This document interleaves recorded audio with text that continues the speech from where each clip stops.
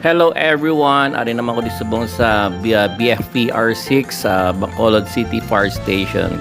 Upod ko subong ang mga BFP family. Kakatapos lang ang meeting nila together with our City Fire Marshal, Ma'am Janely May Masi. Kagari ko disubong para kuwaon kong akong wheelchair nga para sa bata ko. Donated by our City Fire Marshal. Wala gi ko bla idea nga nag-comment siya bla sa akon nga gin-post sang hapon ako yan na nakabalo. Ma'am, million thanks gid sa imo nga help. Ma'am, kabalo ko busy kagid perme pero nag-take time kagid na magbakal sang wheelchair mo out from your pocket. Your kindness is beyond measured kanya, ma'am. God bless you and your family. Kag sa BFP fam ko, salamat kid kag na-appreciate nyo man ang ginahimo ko sa inyo. God bless you all.